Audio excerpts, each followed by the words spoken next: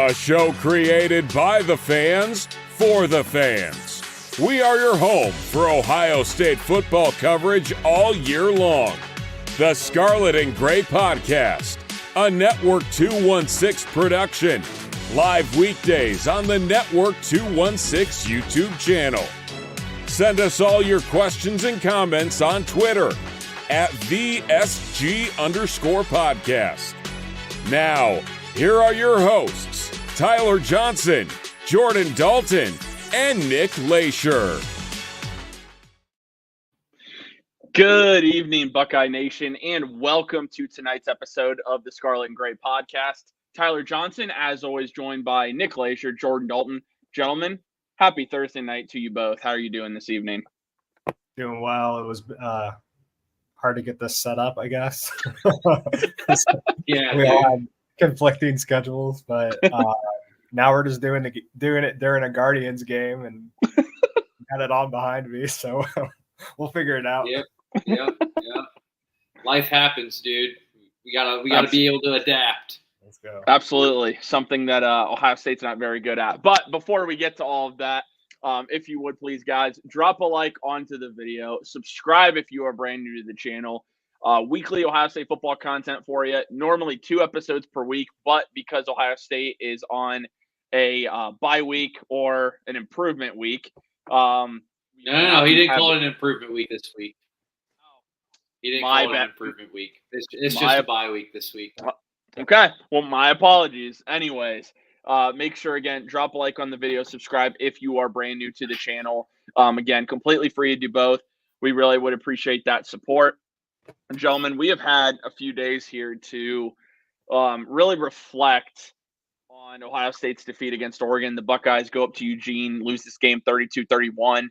A lot to talk about for sure, but initially, what were some of your takeaways from this game? And obviously, we will get into certain aspects of this team that we really needed to dive into.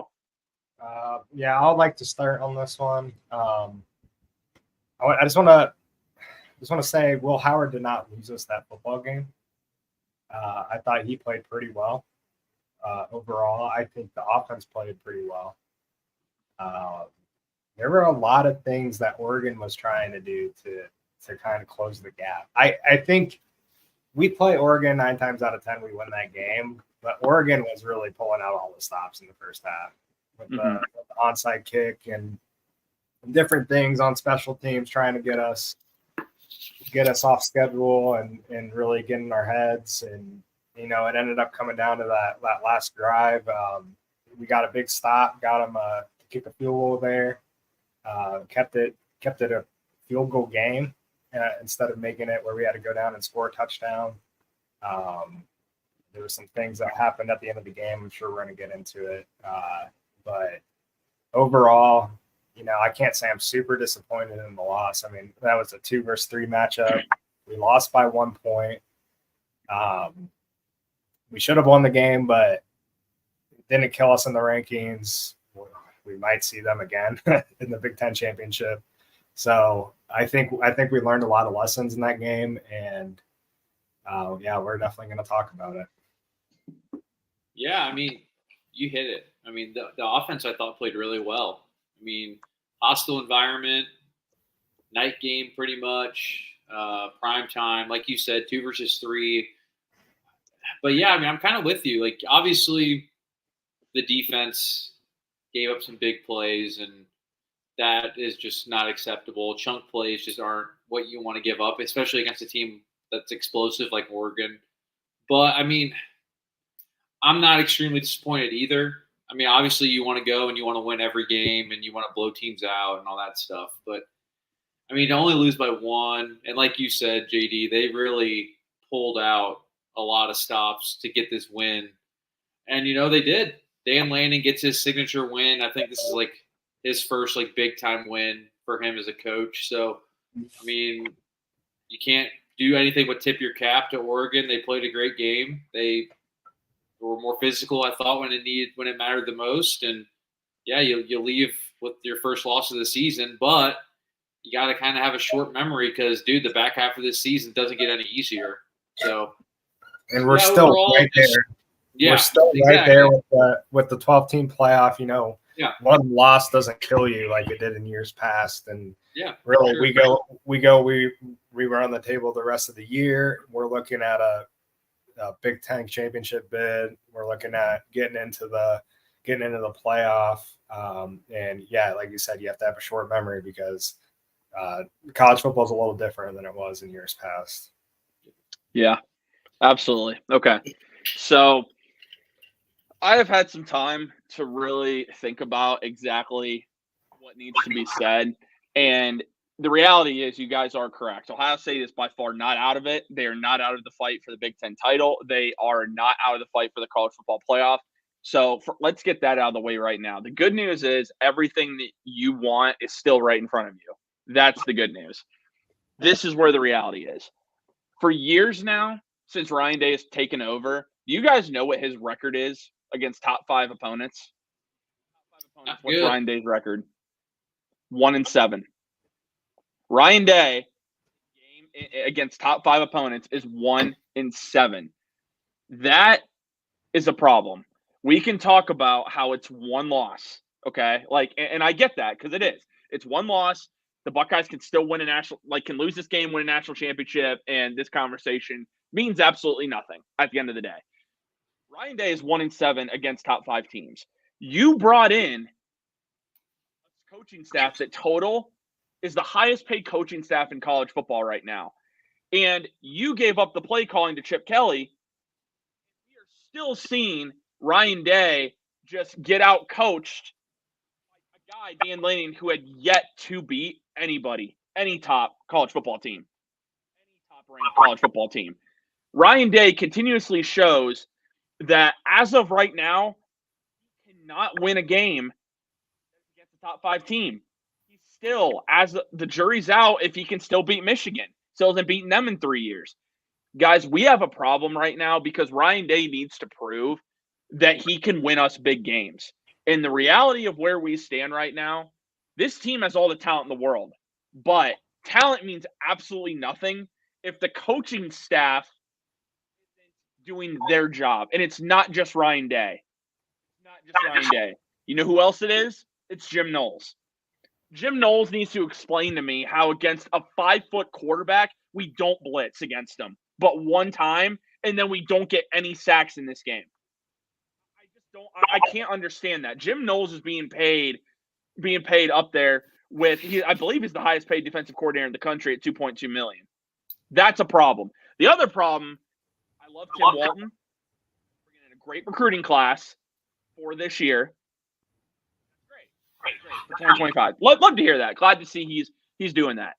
Denzel Burke had one of the worst performances you will ever see from a college football corner, and this man is on the field for every single snap. When you have a guy, a sophomore, Matthews, who was a freshman All-American, and he is not getting any snaps whatsoever after Denzel Ward, play after play, is getting torched by Evan Stewart. The entire coaching staff needs to take a look in the mirror because they all need to improve. And I want your guys' perspective on this coaching staff because as of right now, I still am not confident Ryan Day can win us the big game when it matters most because so far in his tenure as Ohio State football head coach, we have yet to see it. We have yet to see Ryan Day win the big games as evidenced by a 1-7 record against top 5 teams. Yeah, I mean, proof is in the pudding, right? I mean, he hasn't proved it that he can get it done, which, I mean, it just sucks because you go from a guy in Urban Meyer, right? When it comes in the lights are the brightest, he's going to win, right? Mm-hmm. But then you'll lose a dumb game here. I feel like we always lost one game that was just like we had no business losing, like a Purdue or just something dumb. But it's like I don't know, man. Like the Denzel Burke stuff, it sucks because like we know he can play at the highest level, and he just for whatever reason, whenever the ball when he just was ball watching. He was just ball watching. His eyes were in the backfield the whole game. Yeah, he was just ball watching, just getting torched. Like Evan Stewart wasn't really doing anything crazy. He's just running by him. It's like The one catch in the end zone that Oregon had, I mean, he just gets completely mossed in the end zone. Like, I agree with you that he probably should have gotten at least pulled out for like a series or two just to like kind of resettle and like get his mind like back locked in. But also, I mean, it comes down to coverages too. Like, if you see one of your star corners struggling, like, roll a safety over. Like, just have safety help over the top and let them know, like, hey, we have help over the top, dude. Like, you can be physical at the line of scrimmage because you're gonna have help. And I just didn't think that they adjusted well, if at all, to that at all. I mean, he got picked on all day, and they didn't do anything to change that. So, yeah, the coaching is just, I don't know, man. They kind of got to figure it out pretty quick because after the bye, it's a gauntlet. Yeah. I think the expectations for Ryan Day are a little I don't know, I'll kind of go against what you guys are saying a little bit. I think they're a little egregious, a little like I think they're kind of unfair to Ryan Day. He's expected to be undefeated, win a national championship every year. He's living in the ghost of Urban Meyer, Jim Tressel, all those guys that came before him, and everybody looks back on the good old days, and it's like we never lost under Urban Meyer. But you go back, I think Berm tweeted it yesterday. I actually bookmarked it. Urban Meyer wasn't great. He had moments, right? He had seasons where he was fully undefeated, won a national championship, but there's games where he lost 31-0 to Clemson, which was probably the most embarrassing loss. Brutal, dude. Any of us can remember. 2013, lost to Michigan State, number 10, lost to number 12 Clemson. The next second home. Yeah. He lost to Michigan State two years later. Lost to Clemson. He lost to Oklahoma the next year. Lost to Virginia Tech. So he wasn't perfect, and I get where we're right now. We're in this place with college football where like they are putting so much money into these teams, and Ohio State is up there as one of the top paid teams in college football, but so is Oregon. Oregon is putting millions into their team. They got the Nike backing. They got a lot of NIL, and it shows on the field when we are playing each other that there was not a huge talent gap in that game. Mm-hmm. And I think that Ryan Day kind of gets an unfair shake when it comes to the expectations, but I will say that a lot of his big games that we have played in the past couple of years, very memorable games. Georgia in the college football playoff in 22, we lost by 1 point. Michigan game last year, lost by 6 points, came down to the last play. We barely beat Utah in the Rose Bowl. We barely beat who did we play last year that we barely beat? We got boat raced by Missouri last year. Barely beat Notre Dame, came down to the last. Oh yeah. Barely beat Penn State, came down to a touchdown. So there seems to be a trend where these big games are closer than they should be. Mm-hmm. And I think that he had something to do with that more so last year than this year, just because of the play calling. Mm-hmm. Now Chip Kelly's doing the play calling. And like we said, I don't think the offense was the issue in this game. I think they did everything they needed to do to win that football game. And I think they got let down by the defense. And the defense just, other than that final drive, the defense did get a big stop. They did give them a lot of time. We still had a timeout. We were able to get into field goal range.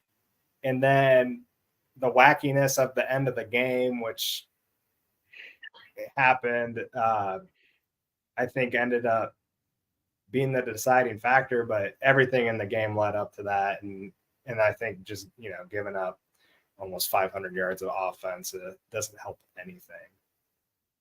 So I would put most of the blame on on the defensive staff more so than the offensive staff and Ryan Day. But Ryan Day is the guy that's in charge, so he at the end of the day is going to take the brunt of the criticism. Yeah, I mean, when you look at it right now, and this is just right now, Ryan Day is 1-7 against top 5 opponents. Urban Meyer was 6-2. Yeah, I mean, I guess it comes but down against to top 25 opponents, they're almost equal. But that's just saying that Ryan Day's not getting it done against the top opponents. That's where the discourse, that's where the differential is. It's Urban Meyer was able to pull those games out. Ryan Day has not shown that he can do that. at least as of right now, and it comes down to, I mean, you kind of brought this up. Ryan Day does not lose to inferior opponents. He has and we hope that doesn't happen this year. But he doesn't. Urban, that did happen from time to time. I mean, the game at Purdue. That's true. That's a good point. It's Urban Meyer would lose these games against inferior opponents. Yeah, he'd lose at least a dumb one every once in a while. Right. Go to Iowa and we get blitzed. We go to Purdue and get destroyed. I don't think we've seen that under Ryan Day. We haven't. That's the thing. He wins the games he's supposed to every year. Like every year, he's undefeated. Game. I think he's undefeated against unranked opponents. I believe he is. Head coach. Yeah, the Oregon game and the shoe, I guess, is kind of his biggest, because Michigan has been good. The first year we lost to Michigan, they weren't great. But other than, I guess like we haven't been losing to Purdue. No. Smaller schools. That's interesting. Yeah. I mean, it really is. And again, Buckeyes have all their goals out in front of them. I think the thing that is getting pretty disturbing from this is the fact that, and again, it isn't all on. It's not all on Ryan Day, but again, you can relate that to any football team out there that loses a game or whatnot. It's not always normally on the head coach, but he will get most of the blame. The statistic to me that's really disturbing here, though, is this Ohio State defense. Not only, of course, did you bring back every single player imaginable on this team, but when you look at the stats, Jim Knowles in his last 4 games against top 5 teams, 37 points per game allowed, 474 yards per game allowed, only 1 turnover forced, and has given up a 66% completion percentage. That's not going to get it done. I don't know what it is about, for some reason, when this coaching staff, and I'm talking everyone here, not again, Chip Kelly, I thought he was fine. There were some things I wish they would have done differently, but I don't know real complaints about the offense. The defense, though, every time we get in a big game, we've seen this for years too. This defense does not perform like we see them all year. It's mind-blowing to me. They play balls to the wall against Penn State. You play Oregon. You know Dylan Gabriel is good, but he's also, and this isn't taking a shot at the guy, he's short. If you get some pressure on him, he's not going to have all day to throw and be able to put the ball down the field. He's just not. He can run and whatnot, and I'd rather them pressure him and have him run a little bit than give up some of the deep pass plays. So I think Jim Knowles is becoming a problem too, and we were talking about this off air. There's a problem between Jim Knowles and Larry Johnson. It does appear that is the case, because keep in mind, guys, you guys have probably noticed this because we've talked about it on the show. Jim Knowles' defense always has a hybrid, that jack position that Ohio State does not use. And the big reason is Larry Johnson doesn't want to do it. And you have a position where Larry Johnson is an assistant head coach, and you have Jim Knowles, the defensive coordinator, and they're butting heads a little bit. And it's getting to the point where if this continues with these big games, something's got to give. I mean, when you look at this defense and you look at this coaching staff, is there a possibility? Because again, Jim Knowles, we've seen this a couple times, more than a few times now. Is either Jim Knowles or Larry Johnson getting on the hot seat at some point? Do you guys think? Because we continuously are seeing these defensive performances. Again, you look at the sacks, 0 sacks against Oregon.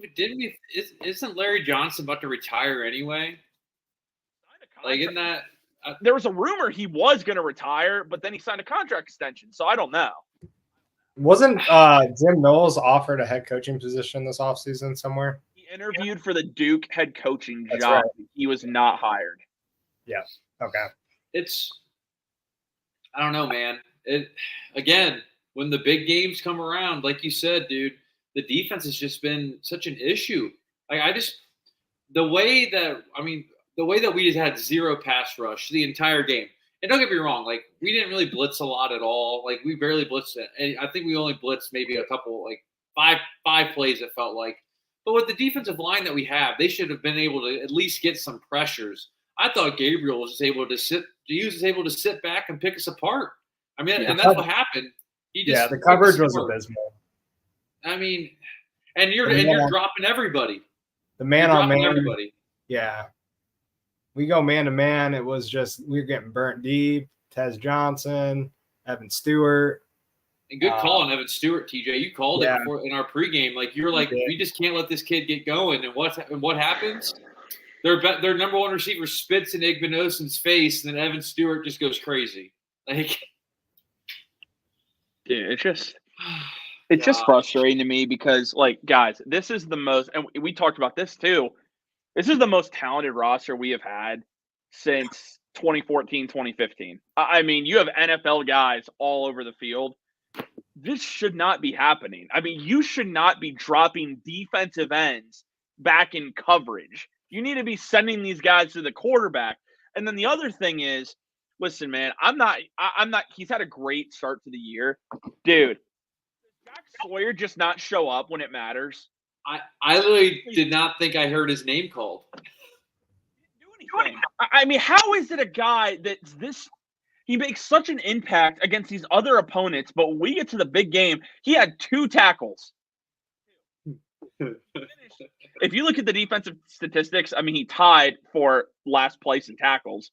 Nope, no pressures. No, I mean, he didn't do anything. This is where it's starting to get frustrating with this team because you have talent everywhere, but continuously against these big teams, this group can't get over the hump. Okay, here's a better question for you guys. I know it's one game, but based off what you see against a top 5 team, is this coaching staff and this roster, can they get over the hump and win a national championship? Because right now, there is a legit question about that. If they have the mentality to be able to do that. I mean, I think so. On paper, yeah, you'd think. We only lost the game by 1 point. Yeah, it's not like we got that is true. Down. But to be fair, Eugene. I will argue with that though, dude. First off, that first shot down the field, that should have been an interception. To be honest, like the only reason we got that play, we just hurried to the line, got the play off because we knew. And I was shocked Oregon didn't challenge that. So I mean, and Oregon missed a field goal. You know, had a couple 2-point conversions failed. So like honestly, this game, an extra point. Yeah, like this game was honestly probably more than just a 1-point game. Honestly, but even still, they got the onside kick. Like there is just so many factors. Yeah, it's just a lot of factors. But Judkins fumbled. Yeah, we just a lot of self-inflicted stuff. You know. I don't know. I think they can do it, right? You just got to come back after this week and get refocused and get ready to go, man. Because that Penn State game is going to be the test, man. That's it. I think that's going to determine the season. Like, that's it right there. It could be another top 2 or top 4 matchup. Yeah. JT is going to put in a Heisman performance. Yeah, probably because that's the only team. That's the only team he can seem to like dominate for whatever odd, weird reason. It is just, listen. I get it's 1 point, it's one game, but we've seen it from this group now though for 3 years. This group of players, they get in these moments, guys, and they lay an egg, and there's got to be a point where you ask yourself, like, because I mean, the coaching is of course part of that, but also is it the players? Do the players believe that they can get over the hump? Because every time we get in these moments, something happens. Something happens every time, and I don't know, man. The thought creeps in my mind, like, you bring everybody back. It's the same group outside of a couple transfers. It really is, and the same thing keeps happening to us. I can't help but ask I'm not overreacting yet. I'm going to stay. I will say, if we play Texas this coming week, we're not beating Texas. No, I would agree with that. I think if we played Oregon again, we played them in neutral location, I think we beat them. We play them in the Horseshoe, I think we beat them. We play Penn State at home, I think we beat them. Not really sure if we play them, and Happy Valley. It's going to be tough, dude. Yeah. So it's going to be a dogfight, man. There's some question marks. I don't know if we could beat Georgia or Bama right now. I don't either. And I'm telling you guys this. And they're not even playing great football. That's the thing. People watching, people listening will laugh at me for saying this. That game against Indiana is not going to be a cakewalk that everybody thinks it will be. I'm telling you right now, that's a good team. They're playing Illinois this weekend. That's going to be a bigger test for them. But I'm telling you, Indiana can play. They haven't had super tough games. It's not the same Indiana team though. They can throw it with anybody. Ruark is one of the best quarterbacks in the country, and he's still not talked about enough. Ruark, whatever. I can't pronounce it correctly, but yeah, I mean, that Penn State game. Listen, I hope you guys are right, because then if you lose Penn State, it's cooked. Yeah, cooked. So yeah, no, Penn State is the breaking point. Like, that's it. We kind of talked about it. We can still get in with 2 losses, I think. But you think so? You can win the Big Ten title. I mean, you think about it this way: 2 losses. You have 2 losses against 2 top 4 teams. If it's a close game, we're playing away.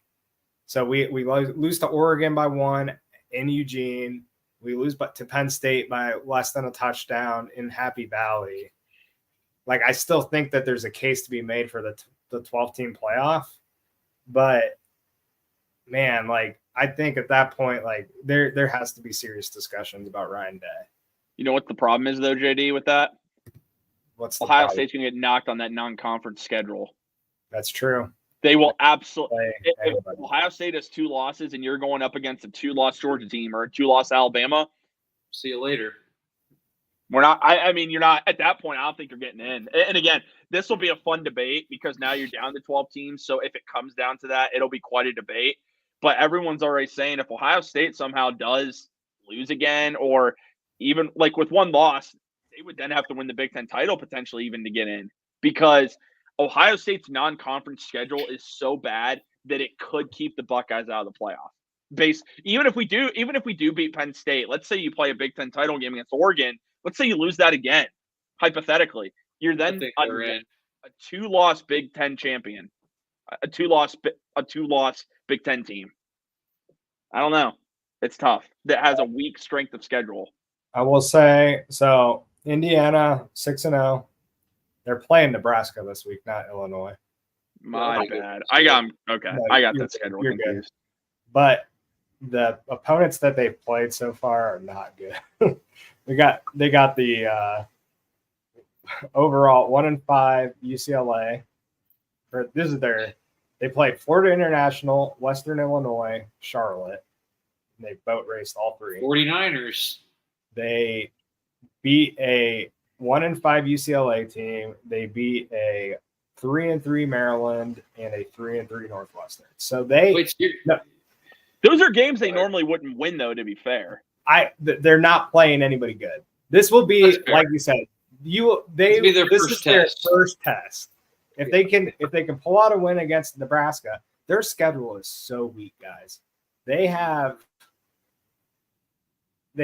Nebraska 5-1. They have Washington, who just got killed by Iowa. Michigan State, Ohio State, Purdue. in Michigan. Cakewalk. But Yeah. I mean, most Indiana Pretty teams good. normally, I will say, the one thing that's different about Indiana, they normally, in years past, even if they normally don't score like this, like their new coach has brought Kurt, I can't even say his name. Kurt Signetti. Yeah. Signetti has brought quite an offense to Bloomington. So, I mean, we'll see. We'll see. I mean, they do have an opportunity. I mean, that's the other thing. That game in Columbus, could be a ranked matchup. title game on the line. Could be a ranked matchup. Very well could be. The other thing I did want to talk about, because there's a lot of talk. You want to talk on about the social media. offense at all? That's what I'm doing. Okay. There's been a lot of talk about Will Howard.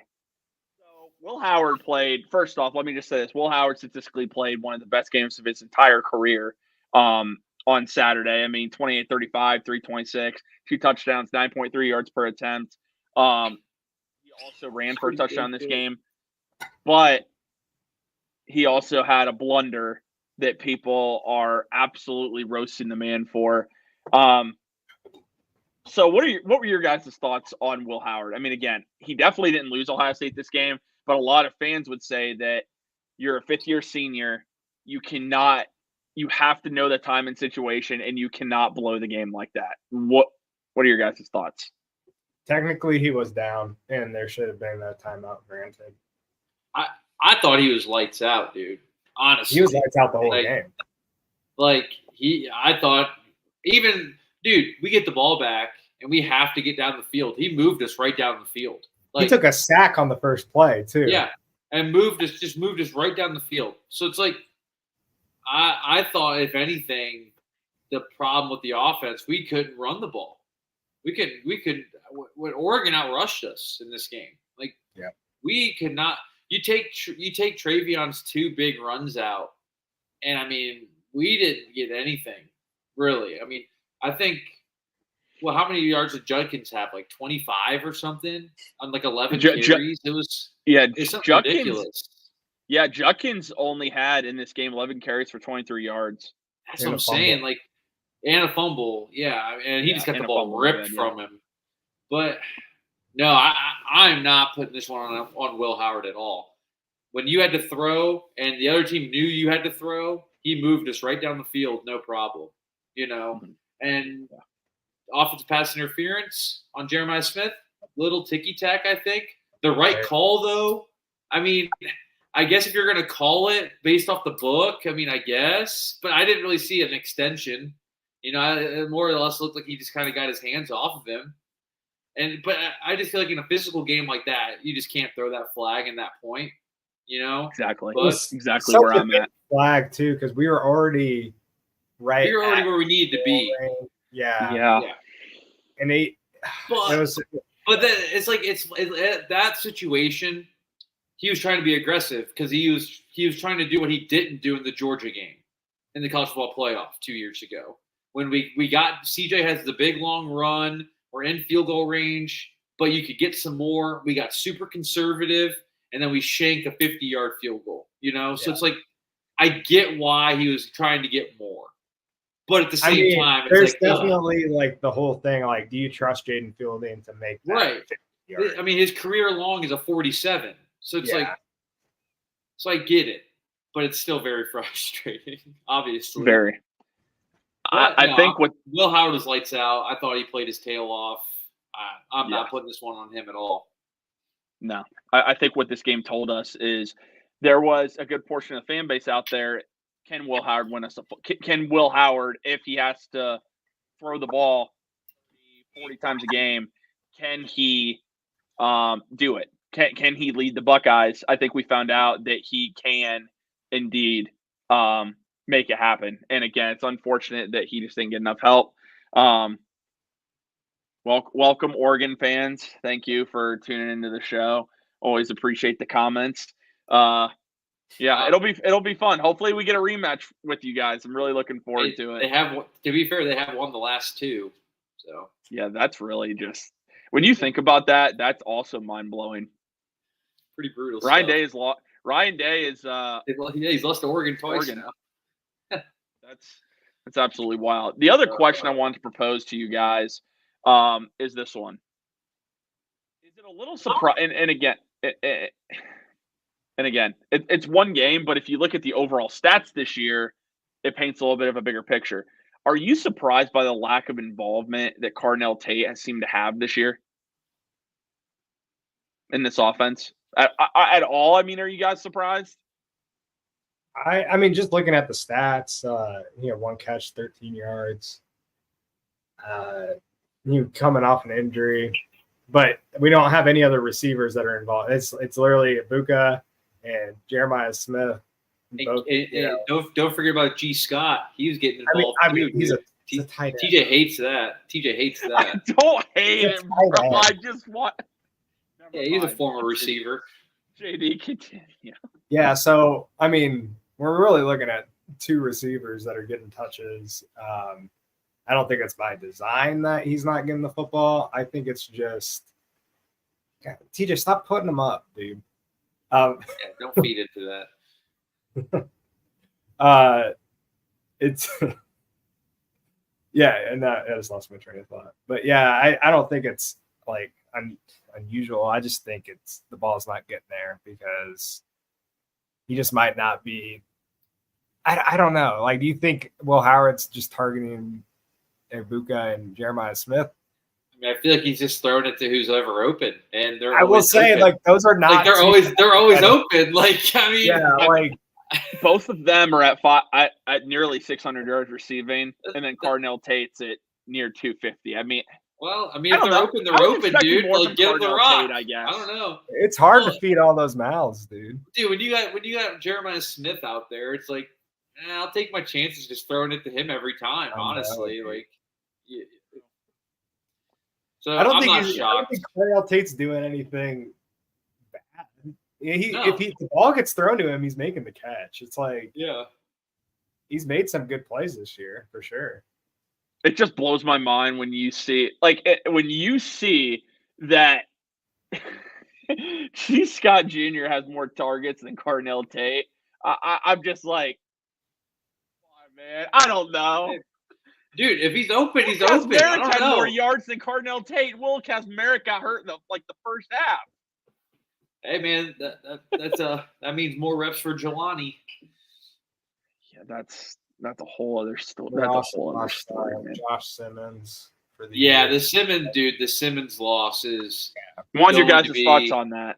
Massive. That is going to be massive. We were able to hold down the fort. I think we weren't able to run the ball well, but pass pro was fine. Yeah, pass pro was fine without him. It's going to be a big loss. I think that's going to be one of those things as the season goes. We're kind of going to notice his vacancy there. But young guy stepped up, and I don't know. Next man up. I saw some rumor that possibly if it gets to it, I mean, Donovan Jackson might be getting some reps out there just to kind of see. Because, I mean, the interior – I feel like our interior offensive line is pretty, set. I feel like even, our second guys in the interior offensive line, I feel like I have, confidence in. So if we ever had to move Jackson out to tackle and he's getting the reps and he's repping it better than other guys, then you might as well. But, yeah, I mean, as soon as he went down, you kind of knew, Yeah. Just the way he was holding this. Yeah, when you get rolled up and you're holding your knee like that, it's – I doubt he does, but makes you wonder if he comes back. Red shirt? You almost wonder if that's on the table for him. I'd say probably not. Never know. Never know. Yeah, you never know. That's sure. Hey, man, you got all these guys to come back. But, yeah, Jordan, I think you're right, though. We won't notice it, next week. But when it gets down to the wire, I think you definitely will start to notice his vacancy. I think you're right. Yeah. Definitely a big loss, that's for sure. And this is where the benefit of having a quarterback like Will Howard, who's got mobility, really comes in handy. I'll tell you guys what, real quick on Howard, the play that stuck out to me, and it wasn't even a deep ball, obviously, or anything like that. The play that he had in the red zone where he scrambled or got out of a would-be sack, scrambled around, and delivered a strike to Jeremiah Smith. Not trying to take a shot at our quarterback last year, but that's just something we did not have. Yeah. And Will Howard just brings a dimension to this team that just is such a huge benefit. So yeah, I mean, you can extend plays, right? I mean, yeah, that's just an extra thing you have to worry about. He made a couple. Yep. Yeah, was that play you're talking about? He shook off a tackler and was able to make a play. Step up and stepped out. Yeah, we wouldn't have had that last year. That's no. That ball's either going out of the back of the end zone because he just panics or he's getting set. Mm-hmm. Yep, exactly. Real quick on Josh Simmons, Ryan Day said the replacement looks like he's going to be senior Zen Michalski. I'm probably pronouncing that name completely wrong, but it sounds like he is the guy that stepped in for Simmons on Saturday. And looks like he will be the starter, but like you mentioned, Nick Donovan Jackson could be an option. Maybe even Luke Montgomery. Like there are other options if Ohio State needs them. But Michalski is 6'6", 319-pound senior. I'll admit to you guys, I had not heard of him until he stepped onto the field on Saturday. So, but yeah, that's a good update there. All right. Anything else you guys want to add before we wrap it up and move on to our picks? No. We're still, like you said, everything's still in front of the Buckeyes. Mm-hmm. I honestly did not get super down about that game. It was a great game just to watch as a fan. Mm-hmm. I was more frustrated than anything else. It was frustrating how it ended, right? I mean, it ends with your quarterback rushing and trying to make a play, slides with no time left, and then you're just like, well, the game's over now. That was what was frustrating for me because to be honest with you guys, I was driving home when I was listening to it, and I hear Paul Keels just say he's dropped back, he's looking, he takes off to run. I'm like, takes off to run? There's 6 seconds left. What do you mean he's taking off to run? Then he slides and the game's over. I'm like, oh, all right. But you live and you learn, man. It's just another week to get better this week. And Ryan Day said in his presser they really focused on fundamentals and just getting the little things done this week. So just got to be ready for the rest of the season, dude. You got to just get that depth and build for the rest of the season. Yeah, and NCAA closed the loophole too. Yeah. Yep. Whatever, man. How did you guys do last week? I went 5-3 again. I went 4-4. Okay. I went 6-2. Really thought Kentucky would get it done against Vandy. I was sad about they just completely crapped the bed, man. They looked terrible. Awful. I picked Washington against Iowa. That didn't go very well for me. West Virginia sucks. Colorado played K-State tough, man. They did. They played them tough, but they still did. Lost.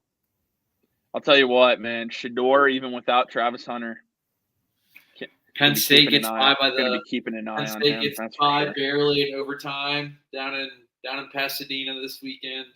It's a really good game. It was a fun game to watch. I think Drew Aller just keeps getting better, man. I think he's good. He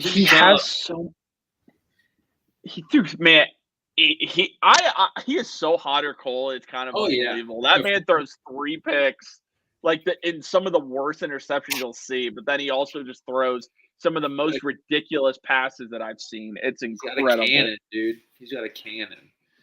So overall, I am 26-14 as of now. Hey, me too. 22-18. Okay, we're all right there, man. Still a lot of season left. Hey, we're all above 500. That's all that matters. Wait, you said you're 24 and what? I'm 26-14. 6-14 here too. Okay. So wait, my games don't add up. I'm 22 and 18. That's 30. That's 40. 22 and 18. Yeah, that's 40. Yeah, we're good. We only got 40 games. Right. I'm a little tired. We didn't start doing this week 1, so okay. Plus. Okay. Lost in here against Judge. 0-2. Sorry, watching a little baseball on the football. Yeah, we're distracted. What's the slate like? Oh, it's a decent slate this week, isn't it? No Ohio State. We start off with some Thursday night action here. Oh, actually, no, we can't. Actually, we can't. It kicked off at 7:30. That wouldn't be fair. I mean, I don't know what's the game. Yeah. What is it? Boston College at Virginia Tech. Give me BC. Yep. Boston College. Wait, TJ already knows the score though. He's looking at the scoreboard right now. Dude, I'm not. I was saying that's why I don't know if we should pick this one because it's already kicked off. That's why I didn't know. Whatever. We're not betting on it. Okay, I'm good with that. Yeah, let's do BC at Virginia at VTech. I'm taking Boston College. I wonder if Judge just went yard. God damn it. Nope, it's tied now. Excellent. Oh, this is why you don't bring Class A into the dude, you gotta be kidding me. Okay, for those that are watching right now, those that maybe are watching that don't know like anything about Emmanuel Clase, the dude's like been the best closer that we've seen in the last 10 years. That was a line drive to right field, dude. Why Aaron Judge of all people, though? Like, why couldn't it be a no-name scrub that's on the end of that bench? It had to be Aaron Judge. That blows. I'm just. Anyway, you know what? let's get these picks in so we can watch the end of this freaking game. Yeah, let's. You know what? Give me Virginia Tech. Okay. Virginia Tech. God dang it, dude. Okay. Anyway, moving on here. So, I don't really. Okay. Oh, well, no, that's not really worthy of a pick. Sorry. Number 6, Miami at Louisville. Ooh. Kickoff. Miami. Louisville. I'm going the Hurricanes as well. All right, let's see. Gosh. Moving on here. Dude, he hit that off the end of the bat, too, bro. No, yeah. Off the end of his freaking bat. That's so All right. trash. Now we have Nebraska at Indiana at 16th ranked Indiana. I got Nebraska. Got Indiana. The Hoosiers. Okay.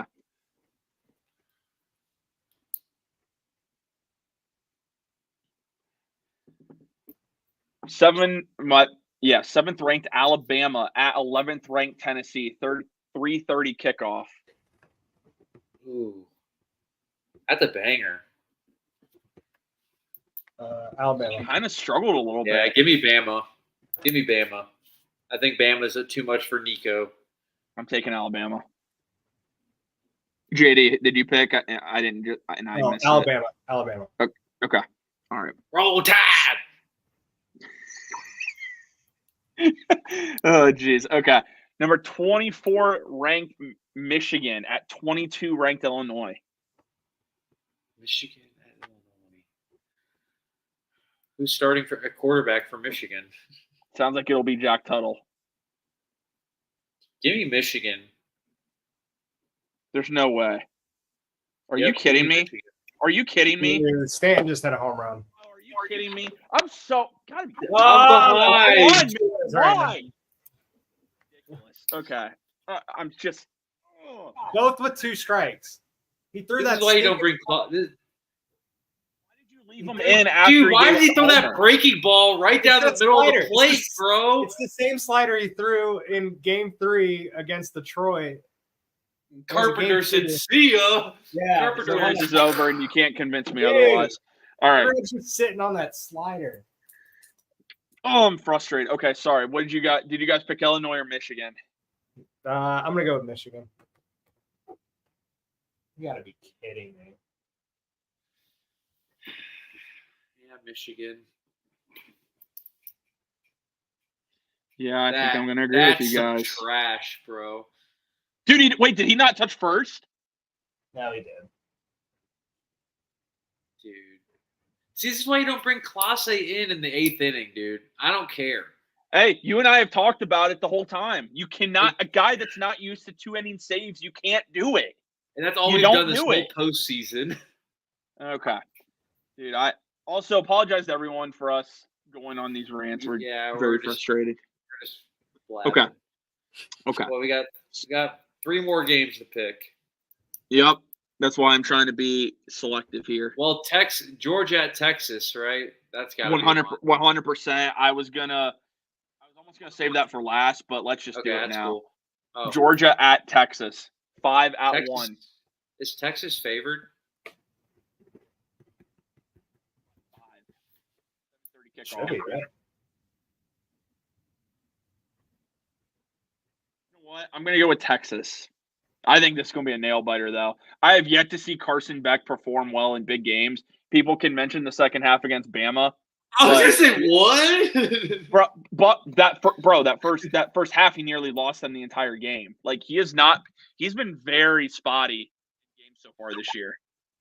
I like Texas too. I think Quinn Ewers he's gonna be healthy.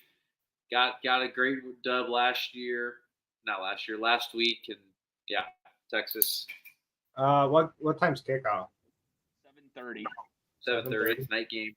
Night game in Austin. Ooh, I'm gonna go Texas as well. Hook 'em.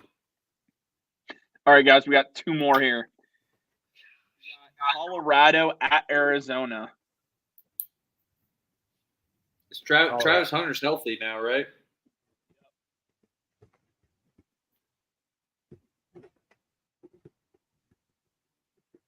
I'm gonna go Colorado.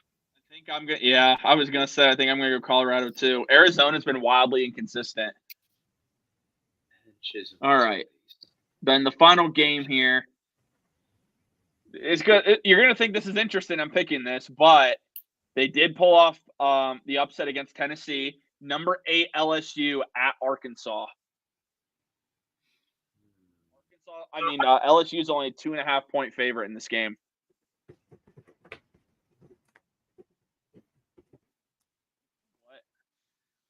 Is this a night game as well? Yep, 7:00 kickoff. I'm going Arkansas. Yeah, I'm gonna go Arkansas.